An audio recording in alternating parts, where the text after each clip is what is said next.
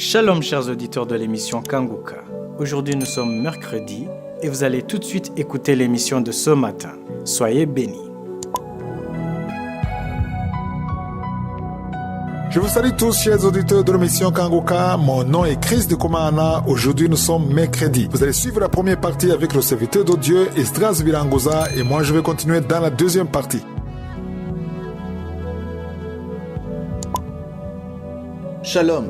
Je rends grâce à Dieu pour toutes les personnes qui ont déjà compris l'importance de la préparation de la journée et qui l'appliquent dans leur vie. Une personne qui a des invités, par exemple, ne va pas au marché sans se préparer, sans faire une liste de ce dont elle a besoin pour ses invités. Vous savez, elle ne va pas aller au marché en se disant qu'elle est habituée à y aller, qu'elle sait où on peut acheter ceci et cela. Mais avant de sortir de chez elle, elle prend le temps de faire un budget. Elle regarde combien elle peut dépenser, combien elle a, quel montant elle dispose. Elle fait une liste de ce qu'elle va acheter en fonction du nombre de personnes qui viendront la rendre visite. Elle décide où elle va acheter chaque article, chaque chose dont elle aura besoin. Elle ne peut pas sortir juste comme ça et prendre des décisions au hasard, car elle risquerait de trop dépenser si elle n'a pas fait de budget. Il en est de même pour chaque personne qui est réveillée. Elle ne va pas préparer la journée en étant déjà sortie, mais elle prend le temps de prier avant de faire quoi que ce soit, avant de sortir de chez elle. Il y a beaucoup de choses qui peuvent se passer en une journée. Peut-être que vous avez un programme avec une personne, peut-être que vous devez faire un examen, peut-être que vous êtes en train de travailler sur un projet quelconque, très important. Tout cela nécessite que ça soit préparé dans la prière avant de sortir de chez vous. Ne laissez pas le hasard diriger votre journée. Ne laissez pas ce que beaucoup appellent la chance dicter ce qui va vous arriver. Mais tôt le matin, allez devant Dieu et priez pour votre journée, priez pour tous vos programmes. Il est important d'accorder du temps à Je suis. Il est omniprésent, c'est-à-dire qu'il est présent partout en même temps. Il est avec moi là où je suis en train de parler. Et il est avec vous en même temps, simultanément, là où vous êtes en train de m'écouter. C'est-à-dire qu'il ne s'absente jamais, il n'est jamais absent. Il faut donc lui accorder du temps et savoir que quand vous vous réveillez, il est déjà là, il est présent. Et il était même présent quand vous dormiez. C'est lui qui vous a protégé quand vous étiez en train de dormir. C'est lui qui était là quand vous vous êtes réveillé. Beaucoup de mauvaises choses pourraient vous arriver, mais il vous protège. C'est pour cela que vous devez lui rendre grâce et commencer la journée avec lui. Pour ceux qui sont nouveaux, le lundi, on parle d'un point de la devise de Kanguka. Normalement, il y a 3 points. Et chaque lundi, j'en choisis un que je développe. Et le mardi, c'est pour les encouragements. Le mercredi, je parle de la préparation de la journée. Mais la préparation de la journée ne se fait pas seulement le mercredi.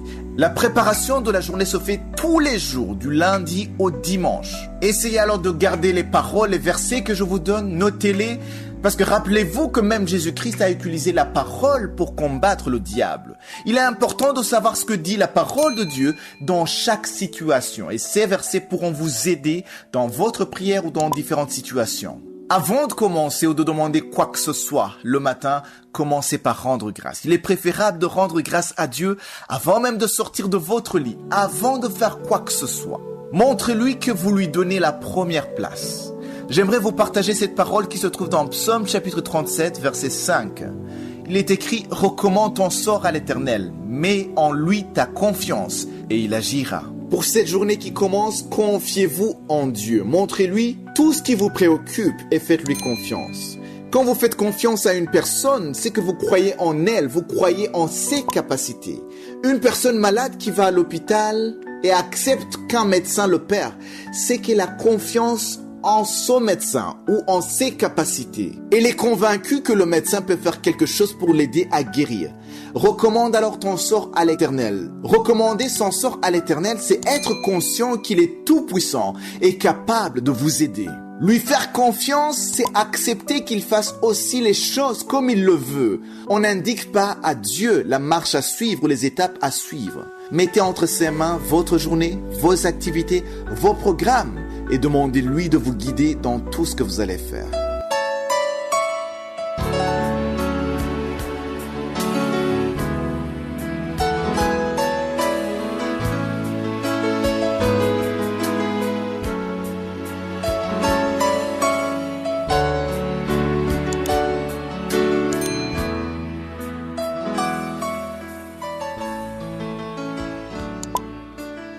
Nous sommes maintenant dans le moment réservé à l'enseignement. Nous continuons avec l'enseignement que j'ai intitulé « Pourquoi beaucoup de mariages ne tiennent pas ?» Hier, j'ai terminé en vous montrant que pour comprendre ce que la parole de Dieu dit, il faut impérativement l'intervention du Saint-Esprit. Si le Saint-Esprit ne te donne pas la lumière, ne t'ouvre pas l'esprit, tu ne peux pas comprendre les choses spirituelles charnellement. Je le répète, ce n'est pas facile de comprendre cela dans la chair.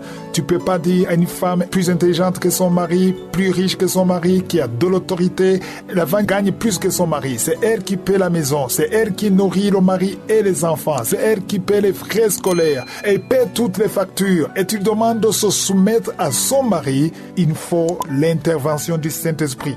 Dans la chair, ça n'a pas de sens. Mais spirituellement, la parole de Dieu ne change pas. Il y a des femmes qui ont un statut élevé dans la société. Je vous ai parlé des femmes qui sont présidentes de la République. Au Mexique, c'est une femme qui est présidente. En Tanzanie, il y a une femme qui est présidente. On a maintenant des femmes dans le monde qui sont des chefs d'État, qui contrôlent l'armée, qui contrôlent tout le pays. Et tu demandes à ces femmes à la maison de se soumettre à leur mari et que leurs maris sont leur tête. Ça n'a pas de sens humainement parlant. Mais ce sont des choses spirituelles. La parole de Dieu ne change pas à cause de la société. La parole de Dieu ne change pas à cause des lois humaines. La parole de Dieu ne change pas. Tout peut changer, mais la parole de Dieu ne change pas. Et c'est là où le diable entre. Voilà pourquoi beaucoup de mariages sont détruits, parce que les hommes utilisent leur raisonnement. Dans Éphésiens 5, verset 22, on nous dit que la femme doit être soumise à son mari comme au Seigneur. C'est la partie comme au Seigneur que les gens loupent. Il faut faire attention à cette partie qui dit comme au Seigneur. Ça dit que le Seigneur Jésus-Christ, c'est la tête de ton mari. Donc tu te soumets à ton mari en te soumettant à la tête de ton mari qui est Christ. J'ai vu beaucoup de femmes qui prétendent être spirituelles. Tu es spirituel, tu pries beaucoup, tu jeûnes, tu désobéis à ton mari et tu dis que tu obéis à Christ. Ça ne passe pas. Ce n'est pas comme ça. Il y a un ordre que Dieu a établi selon 1 Corinthiens 11, verset 3. Tu te soumets à ton mari, pas parce qu'il est bon, pas parce qu'il est parfait, pas parce qu'il est intelligent, pas parce qu'il est responsable, mais parce qu'il est soumis à ton chef Christ. Donc tu te soumets à ton mari en te soumettant aussi à Christ. Et comme je l'ai dit, il faut que le Saint-Esprit t'aide à comprendre. Ce que je dis est spirituel et il faut le comprendre spirituellement. Tu ne peux pas te soumettre à Christ sans te soumettre à ton mari. C'est ce qui est dit dans Éphésiens 5, verset 22. Tu te soumets à ton mari comme à Christ, comme à ton Seigneur qui est Christ. Ce n'est pas... Il y a beaucoup de maris qui n'arrivent pas à être la tête parce que leurs femmes ne veulent pas se soumettre à eux. Comment est-ce que le mari deviendra la tête? Le mari deviendra la tête quand il devient responsable. Et la responsabilité, il doit être aidé par sa femme. Mais ce que le diable veut, il veut que la femme devienne la tête. Je vous donne un exemple. Une femme qui est présidente du pays, ou bien ministre, ou bien PDG. Tu es le PDG dans une entreprise et tu rentres à la maison et tu veux être même le PDG à la maison. Tu étais le PDG dans la société où tu travailles et tu es le PDG à la maison. Tu es ministre au travail et tu veux être ministre même à la maison. Et quelles seront les conséquences? Les enfants vont comprendre que c'est toi qui es la tête parce que c'est toi la ministre, c'est toi la PDG, c'est toi qui donne des ordres, c'est toi qui ordonne tout. Tout le monde se soumet devant toi, donc les enfants vont comprendre que c'est toi la tête, les domestiques vont comprendre que c'est toi la tête et toi-même tu sens et tu es consciente que c'est toi la tête. À partir de ce moment, l'ordre divin de 1 Corinthiens 11 verset 3 est renversé et qu'est-ce qui va se passer? Le diable va entrer parce qu'il y aura eu ce qui est semblable à un coup d'état. Tu as perdu ta place, la femme est la tête, tu es sous l'autorité de ta femme et le diable va entrer parce que l'Éphésiens 4 verset dit « Ne donnez pas accès au diable ». Voilà pourquoi beaucoup de ménages se sont détruits. J'ai beaucoup parlé de la femme, mais aussi il y a des responsabilités concernant le mari, c'est-à-dire l'homme. Au verset 25, Éphésiens 5 verset 25, il est dit « Marie, aimez vos femmes comme Christ a aimé l'Église et s'est livré lui-même pour elle ». Les maris qui m'écoutaient, on ne vous demande pas seulement d'aimer vos femmes, mais surtout de vous livrer vous-même.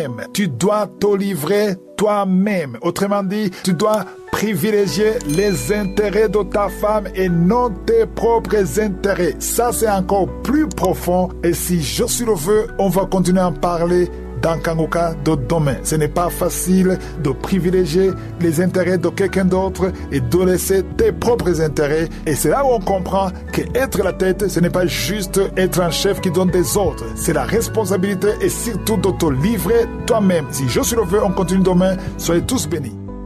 J'espère que vous avez été édifiés. N'oubliez pas de cliquer sur la cloche afin d'être averti chaque fois qu'une nouvelle vidéo est postée.